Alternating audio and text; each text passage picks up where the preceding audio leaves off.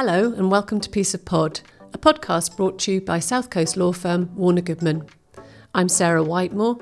I'm an employment lawyer and senior partner in the firm with over 30 years of experience. In this podcast, I'll be having conversations with law firm partners, business owners, clients and other contacts of mine, and we'll be engaging in conversations about running businesses, career journeys, and how to excel in the world of work.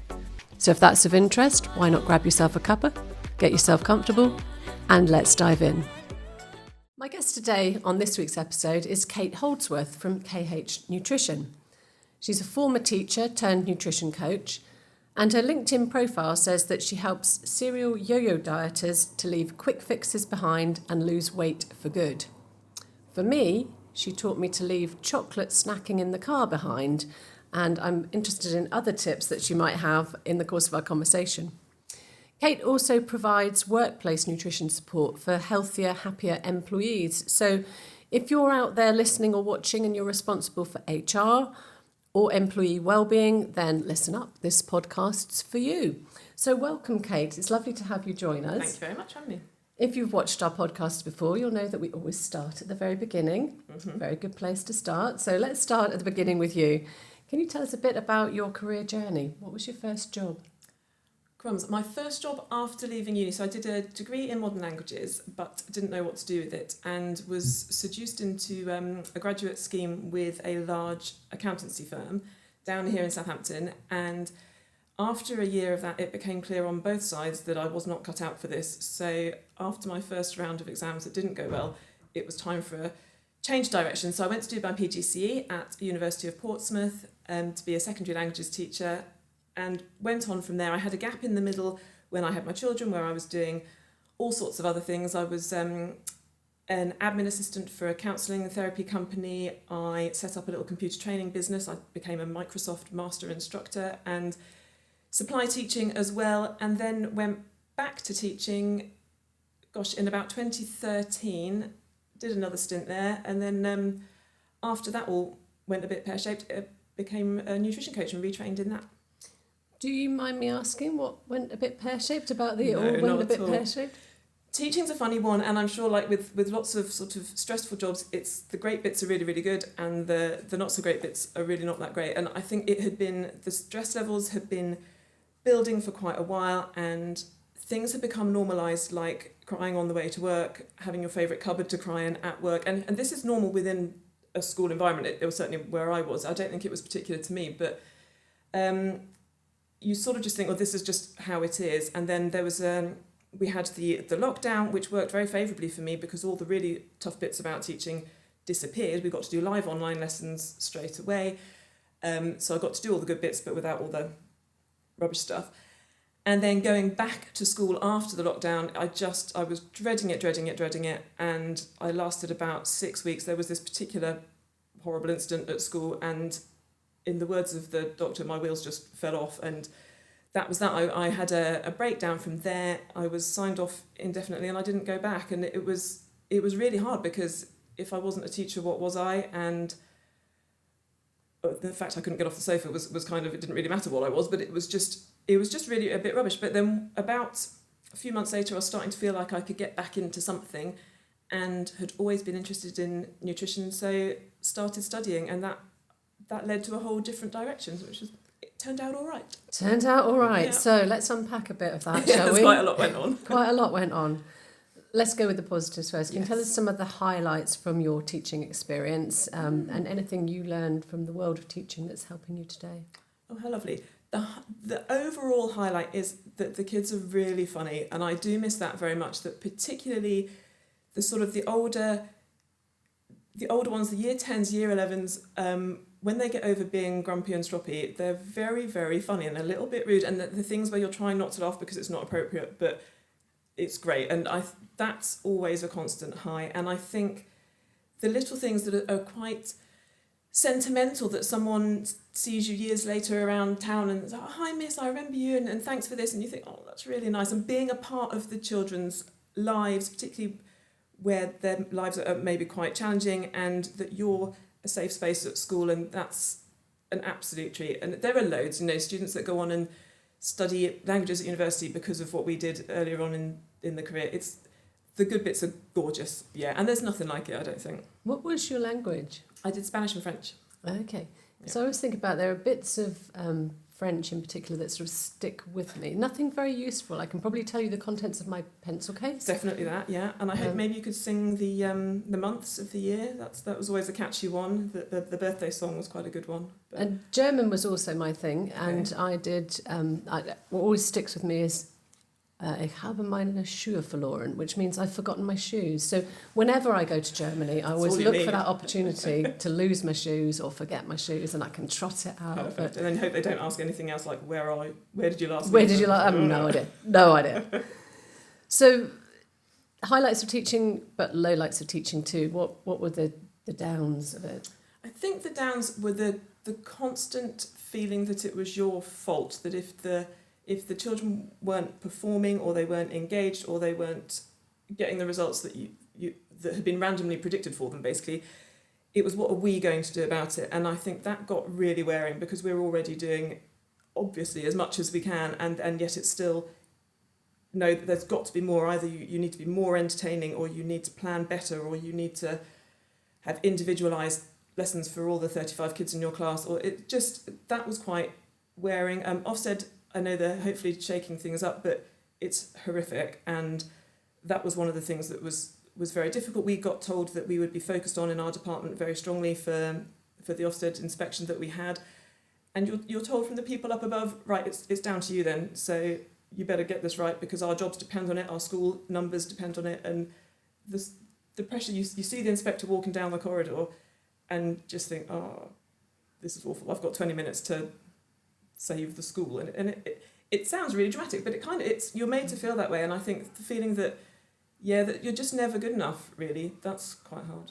And some of that very much translates into the world of work, into the corporate world. I'm thinking about you're trying to inspire the pupils, and you're trying to deliver a lesson that you've thought out, and maybe some of them just don't want to learn or aren't receptive to it, because I sometimes find that within the world of work. You try and inspire your colleagues, you put out material that you want them to do and follow, and if you do this, then life will be great, and some of them just don't want to, or don't, just resist it in some way, and that's a very negative feeling for someone when you've put the effort in. It is a bit, and I think in a way, one of the signs it was probably time to go before everything sort of went wrong was because we had to start wearing the COVID masks. I found myself muttering under my breath that I didn't get paid enough for this stuff, and then you think, oh, then we switched to clear masks and the kids could see what I was saying. Oh, sorry. That's not going to work. That's not going to work. But no, I think the frustration of that you're knocking yourself out, and then maybe parents are saying, well, so-and-so just doesn't like you. You're like, well, I'm really sorry, but I'm not everyone's cup of tea, and they don't have to like. I'm not there to be particularly liked. I want people to, and for us to have a nice time in the classroom, and generally we do, but you can't win over everybody, and that translates into the world of work too, because managers are not there to be liked. Managers are not necessarily there to be friends with their work colleagues. Their role in life isn't necessarily that. But a lot of our audience, I'm sure this will resonate with, teachers and non-teachers. And then you talked about Ofsted, and obviously, there have been some horrific things about, the head teacher who committed suicide and that sort of thing. The way that schools are classified through Ofsted, there's a lot of pressure. In the world of work, a lot of us have audits. They're not quite the same as Ofsted because you haven't got all the parents out there judging you and choosing you and so on. But, ISO accredited, Law Society recognised. You've got to have it right at the right time, and that means it's got to be right, obviously, all the time, doesn't it? Because you don't, I'm sure in other areas, don't get much notice either when the auditors are descending, and that keeps the pressure on a lot for everybody, doesn't it? And no one wants to be that person that lets the side down either. Yeah. And within the world of work, with the world of law, our audits are often about file records and documenting things, as opposed to the quality of the law that we're actually delivering. Our knowledge of the law isn't tested. It isn't about how we've advised clients. It's about, have we got this piece of paper or that piece of paper? And I guess that's the same for Ofsted, It's just the same, that we were declared inadequate on one inspection because everything, the teaching was fine. They said the kids are happy, but there was one piece of safeguarding paperwork that hadn't been put in place, and that trumped everything. So the whole school it was disastrous for the school. It really was. I understand why it's there, but yeah, it's tough, all that. And so then for you, and forgive me again for prying, a lot of the conversations we've had in the past, you've talked about these pressures, the auditing, wanting to be liked, and how the parents and pupils react, and how that then translated into a food issue for you. Yes. So tell me a bit about that. Yeah, the food issue now, with hindsight, had been there for a very, very long time, and I think it can go right back. I'm a child of the 80s. My lovely mum is, or was then, always dieting. We were always surrounded by Weight Watchers and Fat Free and Rosemary Connolly and all these ski yogurts, that sort of thing. So that was very much probably dripped in. And then I think from being about 20 odd, I was eating too much at certain times, and it would be the wrong stuff and quite a lot of it. The guilt would then kick in. I'd have to do something quite dramatic to take it off, which would be diet. So it was never, thankfully, any worse than that. But I remember at university in Spain during my year out, I'd gone a bit heavy on the booze and the everything else in my first term. I thought, oh, this is no good. So I invented a diet of satsumas and madeleine cakes, and that was all I was having. And I passed out at the university one day, and it was just absolutely ridiculous. But these things had been there for a long time, and I think they were magnified in the workplace when it was stressful, because I needed, like lots of people, a crutch really, and that came in the form of sugar, or when I got the opportunity to be by myself, perhaps of a Friday evening, that would be a reward and a treat, and all these rubbish foods would be piled up high at the supermarket, with me crossing my fingers and hoping the cashier wouldn't know it was all for me for that night, because it looked like a family of 4 for the weekend. And it was grim. And I think that cycle, and then of doing exactly what you were saying about the LinkedIn thing, this serial thing. It's a Monday today, diet starts again, right, off we go, and make it till Wednesday. But whatever it is so difficult. And I was trying to do this at work as well, so perhaps not eat breakfast, just black coffee until lunchtime.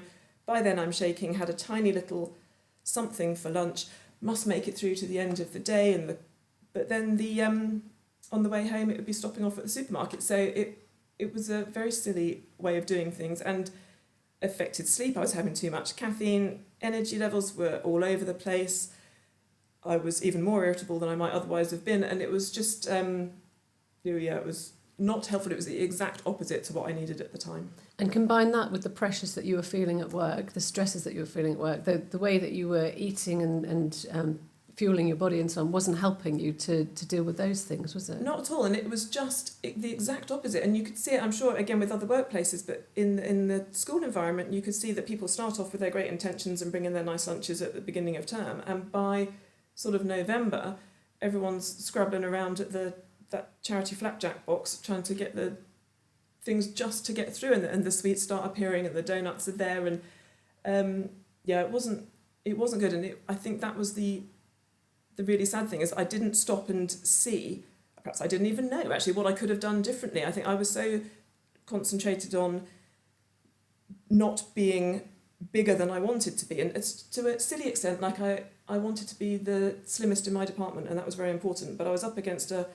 my gorgeous French colleague who stick thin, but unbeknownst to me, having her own things going on at the time, and this. So I wasn't eating enough, I wasn't eating properly, and then I was eating too much, and it felt dreadful. And it wouldn't have solved all the work problems, but it would have made things so much easier. And a lot of the yo-yo dieting thing, it just, to my mind, it just adds confusion. So I'm if I go back to 17-year-old me, when I first signed up for Weight Watchers, which is ridiculous, I'd be delighted to be as fat as I was then now. But since then, as you describe, I've done Weight Watchers, I've done Slimming World, I've done Atkins, I've done all sorts of things. And then I get left with the bad bits of all of them combined. So Atkins is lots of fat. It's great, I'll eat lots of fat. And then you'll get Weight Watchers who don't eat any carbs, right? Got lots of fat, and you're not sort of consistently doing one healthy thing. You're just picking out the bad.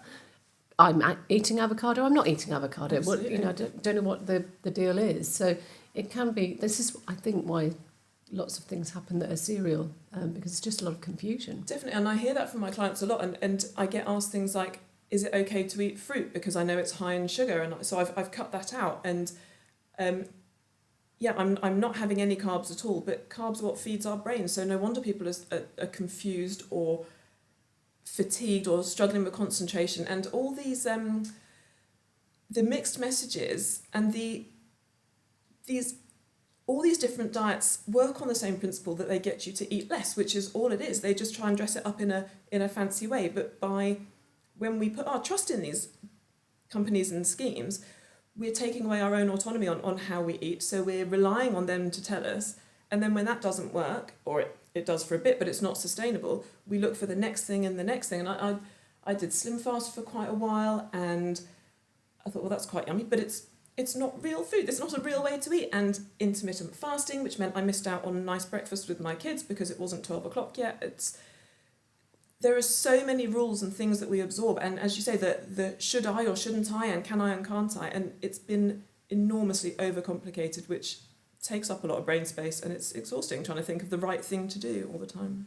So when you had your moment with the teaching, everything's stressful and you're eating all the wrong things and so on, you then went off and learnt about food, and this is where you came to your nutrition coaching. So you went off and studied nutrition, I guess. Yeah, I did, not with a view to a career in it. I think I wanted to study something, and there were lots of these level 2 free courses around online, and I looked through it and thought, oh yeah, nutrition, I know all about that because I've watched what I eat for years. And it was a really, really great thing to do, because I had, again, I was saying about a moment, I had a moment at my laptop there where I had a bit of tears running down my face, because I was learning about binge eating and about how I wasn't disgusting or lazy or lacking in willpower. There is a thing here that's happening, and there's a process that's leading me to it, and that was really fantastic actually to come across that.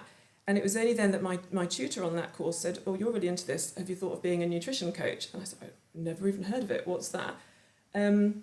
So I found out a bit more, and then did further training, and yeah, it's great to be able to have turned my own personal experience on its head, and to be much, much healthier and calm around food, which I never thought I'd be able to be in the same room as a box of celebrations or something, and I can, and that's really nice. And to be able to explain to the people that I work with that is possibility, and it's really exciting to have the experience and to know it doesn't have to be that way forever. And so I have to ask as well, what is a nutrition coach? What do you do? It's a really strange area. So unless you are, in this country, a registered nutritionist or a registered dietitian, they're the only terms that are sort of protected by law. I said speaking to the expert, but otherwise it's free for all. Anyone could call themselves a nutritionist, anyone could call themselves a nutrition coach, and whether you choose to do studying to back that up is down to your own ethics. So my qualification is a level 4 nutrition coach, which is a qualification that was backed up by what's it called now? The awarding body, I can't remember what it's called, but it's fully accredited by the national proper thing of qualifications. So it's a good qualification that I'm very proud of. It was very stringent and hard to do. And different coaches work in different areas. So the training is quite broad, but and some might work in fitness and sports nutrition. My area of interest, as you say, is in recovering dieters and helping the behaviour change, which underpins lots of disordered eating. I'm not qualified in any way to work with eating disorders, but disordered eating where the patterns are off. There are periods of perhaps overeating and extreme dieting, things like that. So that's the area that I like best, is so we're not behaviour talking change. We're not talking anorexia, we're not talking bulimia, we're just talking regular guys, regular people, you and I, who've had years of not really understanding nutrition, not really understanding what they're doing or why they're doing it, and therefore not really having the results that they're looking for. No, and I think these people are tired, and I think often I'm working with men and women who are in their 50s and beyond, who have done this for 30 more years or so, and it's just, they're stuck, they're fed up, they're probably heavier than they've ever been, and all these things just haven't worked. Maybe they've got health problems. I work with people with type 2 diabetes, with muscle problems, mobility issues as well. And sometimes it's not huge amounts of weight that people want to lose. it varies. It could be 50 kilos, it could be 5, but it's the common thread is this confusion that you were referring to, that people don't know what's right anymore and have lost confidence in themselves to make those decisions and have developed destructive, unhelpful habits that are really causing a problem. So we start to rebuild things in a more positive way. So generally you're working on a one-to-one with clients, and the sorts of things that you're describing, I guess, are the common challenges that they all face. So how do you help them overcome those? It's firstly, the one-to-one thing is really important because it creates this necessary safe space. Some of the things people tell me they've not said to anyone before, because it's still, sadly, it's a really shameful area. But I think because I'm able to say, you can't shock me with what you're going to say here. I've picked food out of the bin. If you've picked food out of the bin too, great. Look at us both go. It's a nice way for someone to know that they're not going to say anything shocking, that there's no judgment there. So partly is being comfortable to say out loud what their partners don't know, that no one else knows has gone on. And then we take small areas and work on little things at a time to say, okay, well, if you're struggling with, say, snacking in the mornings, let's have a look at breakfasts and see if we can improve that to sort the snacking out. Even things like, saying about tips here, but even things, if snacks are at home available on the side, or the chocolate bars or the biscuits are there, putting them at the back of the cupboard in an opaque biscuit tin or something, make them harder to reach. It's things like that. If it's not in easy reach, it's not that tempting. There's things with cheese. Cheese is the big one for a lot of my clients, and I totally get why. But a game changer for one lady I was working with was to make sure she had her cheese sitting at the table and not standing at the fridge, and just being more aware of what's going on. So there's all sorts of little things that we can do, and it makes a difference really quickly. But I think having someone that you're accountable to makes a big difference as well. And we have quite a laugh about it, because it's ridiculous. The things that we're doing are a bit silly because they're not helping us out. It is quite secretive. You're saying about eating in the car, and that's a great one, hiding all the wrappers, where are you going to put all these things? But it's reassuring, certainly to me, and I think to other people, that it's a very common set of behaviour to be stuck in. And yeah, the one-to-one stuff does allow for us to have time to sort it out. And the eating in the car was easily unpicked, because we talked about it, and I explained how I would get to the end of the working day. I've not planned anything for dinner. As I drove home, stop at the supermarket, get the piece of chicken that I'm going to have for dinner, which I probably did still have for dinner, but also at the same time took the opportunity to get my Reese's peanut butter cups, Yes, of which I would get 2 to start with, and then the next day it would be 4, and then I can do my 2 times table because it's 2 in a bag. Yeah. And then I'd move on to, actually, whilst I get my chicken, I'm going to get the bag of those little mini Reese's, and I would eat them between the supermarket and home. And you said to me 2 things, which really made a difference to me. Number 1, try planning your meals beforehand. So if you buy your chicken at the weekend, then you're not buying it on the way home. You're not buying the chocolate because you're not stopping at the supermarket. Yeah. And the second one, which really worked for me, was you can still buy the chocolate, still buy it on that trip, but just tell yourself you can't eat it in the car. So you wait till you get home.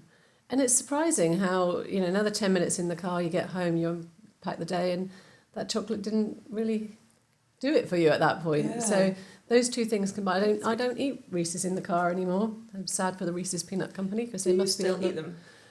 Well, at the moment, we're just running the run up to Christmas as we film this, and I do have a Reese's advent calendar with 1 teeny tiny Reese's a day. Oh, great. But I really don't. I can quite easily go into a supermarket any time and think, I'll get some Reese's, and then think, will I? Are they really going to help me with where I want to be? And tuning into that thought in your head, and then just walking on by. So yeah, that's where I'm at with Reese's. And so great. And actually, one of the key principles of the nutrition coaching that I do is this idea of giving clients unconditional permission to eat whatever they want and whenever they want, which diets do the exact opposite and take that permission away and give these rules and structures. But once you say to yourself, I used to have a big Nutella problem, and my kids used to hide it around the house so that I couldn't be there with a spoon getting it all out. But once you realise that, or you say to yourself, I could have the Nutella now, or I could have it later, or I could not have it at all, or I could have all of it, or I could have some of it, it's up to me. And then it just all of a sudden it shrinks, and instead of being this big, oh my God, it's there, but I don't want to have it, and how can I avoid it? It's just a jar of chocolate spread in the cupboard, and yeah, it's yummy, but it's all right. And it's it's wild, I think, just being able to say to yourself, it's fine, you can do this or not. And would you say then that your method works better in the long term because you're on this one-to-one arrangement? I mean, I think about all the slimming clubs in the, I don't know, parish halls and schools up and down the country where we all line up and we all weigh up and then we all clap whoever's done well and just, you know. But the one-to-one thing is a different approach, isn't it? It's so different, and often even weight doesn't really come into it. It's up to my clients if they want to weigh themselves and they can tell me or not tell me. It's not really about that, although that is the reason people come to me in the first place. But it's they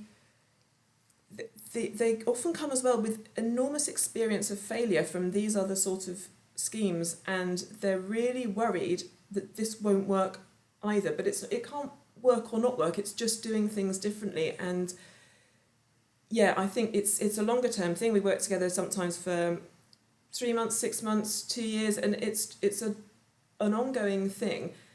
It's a very supportive thing. So if people are having a wobble in the supermarket or in the car, I think, I've just blown it. I've been to a massive party and it's all gone a bit wrong. Yeah, it's all right. And we're there just to put things in perspective and calm stuff down and try and get rid of that thing that it's all been blown. So I might as well just think, sod it and finish everything off because I've already messed things up. So yeah, lots of it is a long-term thing, which is hard for people as well, because if you're on these fad diets, you're used to losing 5 pounds in a week, and that's a tough expectation to dial down. But it's But you were worth also used to celebrating losing £0.5 pound in a week, and I often came away from meetings thinking, we've all clapped Mary who's lost £0.5 pound, but I could lose £0.5 pound like in the day. It's a ridiculous quantum, isn't it? It just doesn't mean anything, £0.5 pound. No, it doesn't. And because one of the things that sometimes my clients do is to weigh themselves daily, which might sound counterintuitive, especially if people are funny about the scales, which I totally get that as well. But what it shows is these daily fluctuations, and my own weight could go up 3-4 kilos in a day, and up and down, up and down, up and down.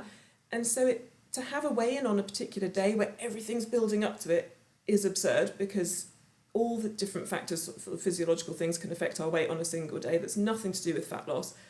Some of these groups encourage or discourage weight training because it builds muscle, therefore you might weigh heavier, and they want their clients to look lighter. So they prefer you not to do things that are in fact fat-burning exercises and strength building because it makes their figures look bad. I don't mean those figures, I mean, the data. So yeah, it's the weight fluctuations. I remember saying about mum dieting, it used to be starve all day before the weigh-in and then get fish and chips on the way home. Chinese I had after. Right, and I'm sure Chinese everyone does it. Yeah. So, but to have that much importance on the number on the scale is, I believe Joe Wicks calls it the sad step, and with good quite reason. rightly so, because it is so emotional. I don't have scales in my house anymore, and I don't weigh myself ever. But I remember a time when I did weigh myself every day. I had a specific routine. It had to be after your first visit to the bathroom. Indeed. Absolutely butt naked. And in order to get to the scales, I had to walk past a full-length mirror. It wasn't part of the challenge, it just practically that was what... Right. So I could walk past the mirror on a day and think, looking all right today, you should be okay with the scales. Stand on the scales, weight's gone up, that's it, the day's ruined, completely ruined. May as well eat any old rubbish because I'm obviously useless at this. Even though, I could have started my day walking past a mirror thinking, looking great today, and gone out into the world feeling very positive. But equally, if I walked past the scales and I was surprised by how good the result was, I would reward myself with eating rubbish. So the whole thing is, and a lot of it is the psychological thing, isn't it? Yeah, it is. And even you're saying about the routine with the scales, it's where in the bathroom it is. Is it on that same tile that it has to be all the time? And yeah, it's and your body naturally fluctuates in weight. I'm sure it's supposed to fluctuate in weight with the different, for women with the different hormone cycles and those sorts of things. But even for men, there must be reasons why it does. And honestly, there's things, if you have done, water retention is a big one. So after exercise, so dehydration counterintuitively makes us hold on to water because we don't want to lose any more. So if you've exercised a lot, if you've had lots of salty food, if it's been very warm, if you're tired as well, that affects our hormone levels and can affect the water levels in our body as well. If you've eaten a very heavy carby meal the day before, because a lot of water is stored with the glycogen in our muscles. So all of these things can make a huge, huge difference. And this is actually, that one is why people have great results initially on the keto diet, because they drop the carbs, the water that's stored with all of those carbohydrates sort of stores in your muscles, that all goes. So people are like, yeah, this is amazing, I've lost loads here, but it's temporary, because it's just not it's not fat that's being lost, and that's what people want. If weight loss, we mean fat loss, not just any old stuff. And so when we're talking then about the emotional impact of all of this, the impact on your well-being, you're now moving into the world of work in terms of nutrition, in working with businesses with employee well-being from a nutrition point of view. So how has that come about? That's come about from my own experience in teaching, because it certainly wasn't just me. I would say majority of the staff were probably eating very poorly. I did some training when I first qualified back in my school where I used to work, and saying this is how we can get through the day happier and healthier and with these sustained energy levels, and not be crashing by the end of the day or by the end of the half term and all of these things. And then I thought, actually, it can't just be teaching where people have busy lives and busy jobs and stressful jobs that means that their nutrition gets pushed to one side, but it's absolutely central, I believe, to how we feel and how we function. And if it means employers can have a happier workforce and a more productive one, and the employees are performing better, but are just are feeling better, things like if we can support our immune system through our gut health, we're going to be less susceptible to the sniffles and all that kind of stuff, which is great. No one wants that sneezy person in the office. So if everyone's feeling better, you're getting more out of them, better mood. It filters through to every area, I think, whether it's in the workplace or at home. So it seems a very untapped area, I think, of employee well-being. There's a lot of focus on, quite rightly, on fitness and on mental health as well, but you can put nutrition into the centre of both of those, and if that's off, the other things are never going to be quite right. So you should see productivity going up, you should see absenteeism going down. Yeah. And what are the sort of common nutritional challenges for employees in work? So absenteeism being one, I think it's the low-level illness type thing, and I wouldn't be so naive as to say that nutrition can solve everything, but absolutely eating better and a better range of foods and the right foods, a nice variety of things, will help support immune systems, and so that is going to keep people healthier in the first place. Other things along that might be things sort of managing indigestion or working on joint pains, whether that's sort of related to overweight and obesity or not, but things like that can be helped enormously through diet as well. Energy is a really, really big one, because that afternoon slump, that's a very common thing. If people are crashing sort of at 2-3 o'clock, really bit bored, bit fed up, looking for distraction or something to do, or need a nap, that can be sorted out by a better or different lunch, or planning the snacks throughout. So I think general, also there are foods that support our mood, there are ones that drag it down, and who doesn't want a perkier team around you, really, rather than, oh, I'm shattered, or I'm not really in the mood for this today. Again, it's not, we might think it's sort of fixed, or we can shove a donut into somebody, but that's actually not going to help. It's only for about 10 minutes and then it'll wear off. So there are other things we can do, and that leads on to perhaps the whole workplace culture. Is it set up to help people to eat well and feel good during the day, or not so much? Or are there choices available? Are there nudges that could be done to push certain things rather than others? So it's a huge big area, but it's quite simple to make little changes there. And why do people not eat so well at work? What are the issues food-wise? It's a really good question. The food environment is enormous. If you are somewhere, you come in, you're in an office or in a school or wherever it might be, and you don't have access to food when you're there, or if you do, it's perhaps the biscuit tin at the coffee machine. There may be a vending machine, but that's not going to be amazing. If you are allowed out of your place of work at any point, then you're probably heading to the corner shop, which again, the choices might not be brilliant.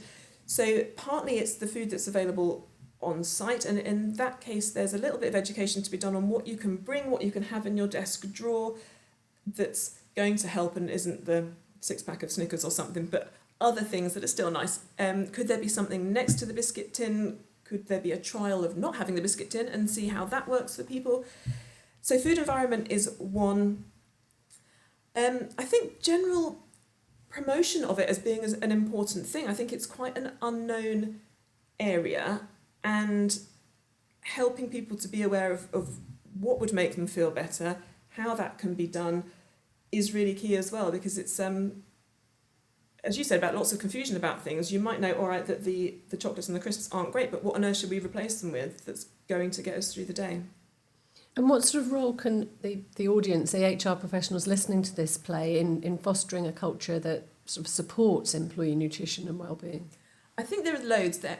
It has to be seen to be important, and that of course means promoting the benefits of it. I think it has to be seen to be not a chore, because no one wants to think they've got to be now meal prepping all day Sunday, having their Tupperwares all lined up. So perhaps with demonstrations at lunchtimes or something of how easy it can be to assemble a really healthy lunch that will get you through the day. It could be workplace challenges where it's fruit week and everyone has to see if they can, or the workplace perhaps provide something. Can you up your fruit and veg intake that week?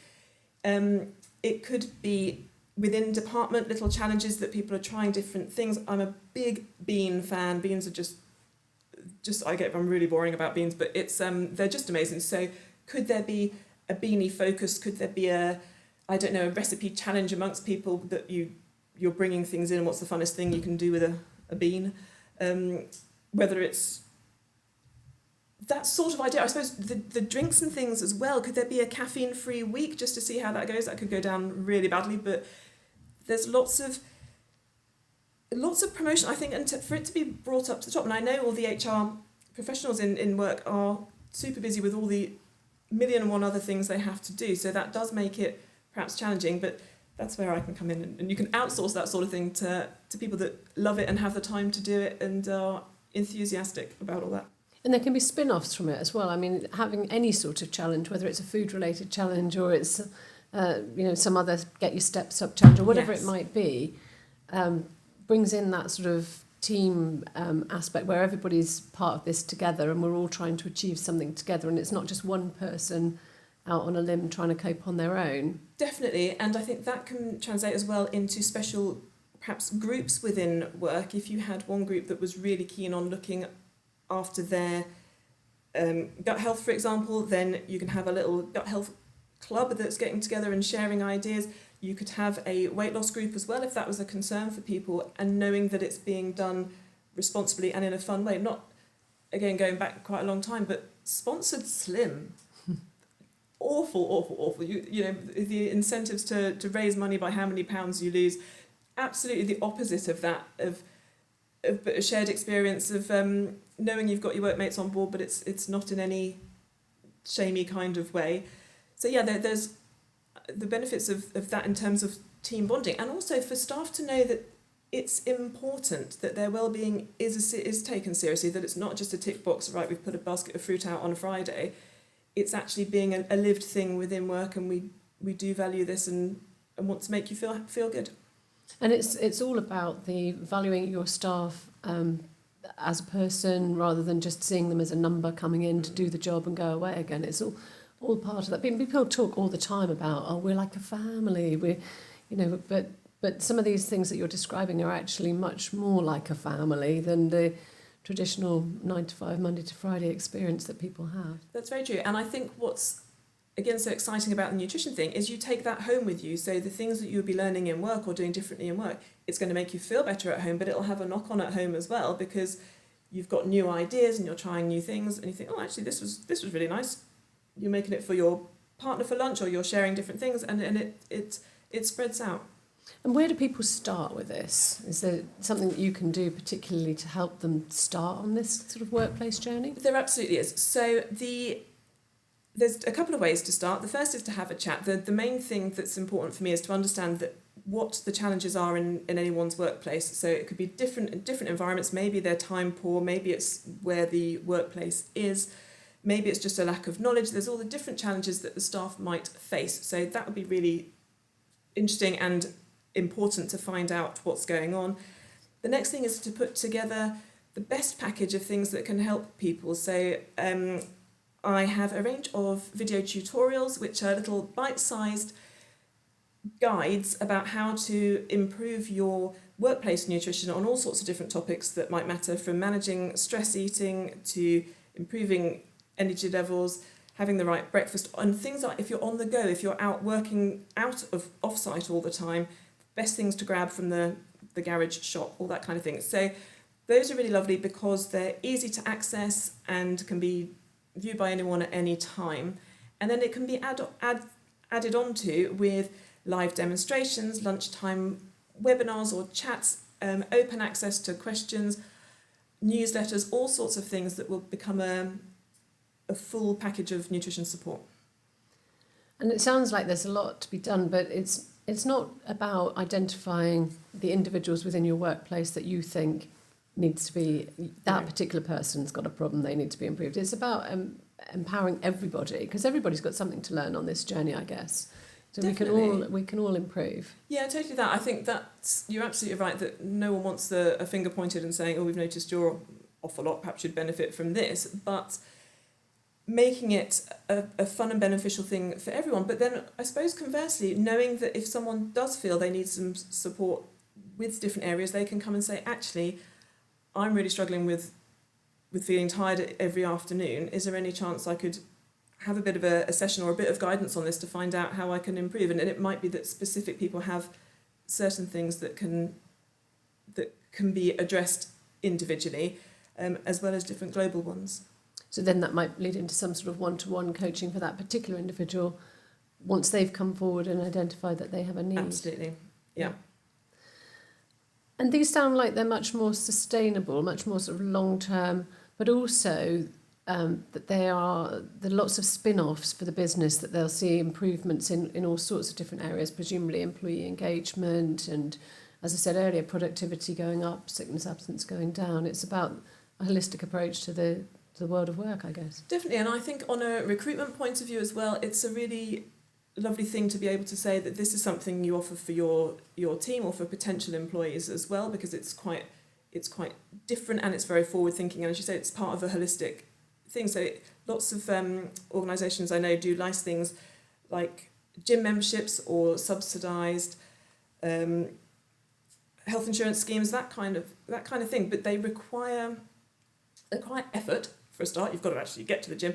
Lots of these things don't require a huge amount of effort. They're small little tweaks, and it could be adding a handful of raspberries to your breakfast yogurt is one tiny thing that's going to help your day go better anyway. Things like these little videos are a 5-minute watch, so there's nothing that can't easily be part of the day. So yeah, we're not talking big lifestyle overhauls, absolutely not at all. No one wants that, that's hard work. So these are small little changes, but whether they're by the individuals or encouraged within the workplace, they're really easy to implement. And I heard a really great quote the other day, which sort of tunes in with what you're talking about there, which said, if I can get it right, you will lose yourself one small compromise at a time, or you can transform yourself one small win at a time. And I think it is those little wins consistently applied. You don't have to, as you say, ban this and stop eating that and never do this, but little wins every day, over time, consistently applied, is going to lead to a big win. Definitely, and consistency is absolutely key, whether it's for fat loss or healthy eating or whatever it might be. You're totally right, Sarah. It's those little things, but keeping doing them, and that's where so many people fall down, is because they're trying to do big things all the time. I'm going to run 5k every morning, or I'm going to give up all sugar. It doesn't need to be that dramatic. It can be, I'm going to go for a walk, and if I end up running 50 metres, brilliant. I might do a bit more the next day, I might not. But it takes the pressure off. We've got enough of that.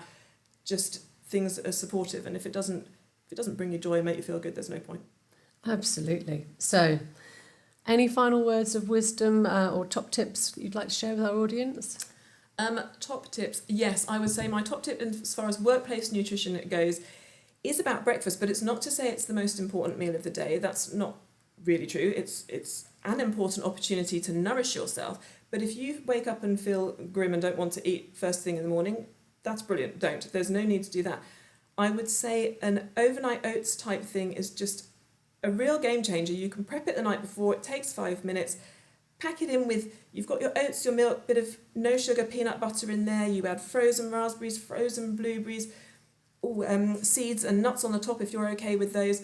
Leave it in the fridge. When you mix it round in the morning, it goes all pink and pretty. And if you don't want to eat it straight away, bring it into work, have it at 10:30, whenever works. But you've packed in fibre and protein and all sorts of vitamins and minerals and healthy fats, and it's just such a gorgeous way. And you're saying about wins, you've already won. You've won, in fact, before you go to bed, because you've got a sexy breakfast in the fridge. So it's great to know that you've started the day, whenever that is for you, with something brilliant. It just sets the tone really nicely. Perfect. I'm going to try that for sure. Yum. Meantime, we end our podcast every time with our audience-sourced question. So, Kate, for you is the audience-sourced question. Thank you.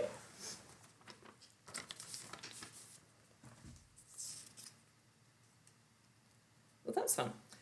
If you weren't running this business and money was no barrier, what other business would you like to run? Okay, the first thing that came to mind is I'd have cat rescue. Oh, wow. Yeah. That wasn't expected. No, it wasn't really expected by me either. If I'd thought about that for longer, I'd come up with something probably different. But that's the first thing. And maybe because last night we had the telly on and it was all the adverts for the Cats Protection and these poor little kittens. And if I could look after all of those. Do you have a cat at home? Yeah, she's amazing. She's really weird, but she's very nice. Yeah, and she's the only cat I know that high fives. Right. She spends a lot of time waving like that. But yeah, it's a treat. So I think, maybe so that. Cats of the World will gather. I will gather them and look after the lost and the lonely. Perfect. Well, Perfect. On that note, perfect indeed. On that note, just remains to say thank you. Thank you so much for coming in. I'm sure there's an awful lot we can learn from our conversation, and I look forward to chatting with you further about nutrition and well-being and all those sorts of lovely things. So Brilliant. thank you very much. Such a treat. Thank you. Thank you for joining us for today's episode. I hope you found it insightful and empowering. To stay connected, why not hit the subscribe button? Or if you think your friends might be interested, why not rate us as a 5? To be first to know about upcoming episodes, follow us on Facebook, TikTok, Instagram and LinkedIn, where you'll find us at Warner Goodman LLP, or follow us on YouTube, where our episodes are at Piece of Pod. Thank you again. Until next time.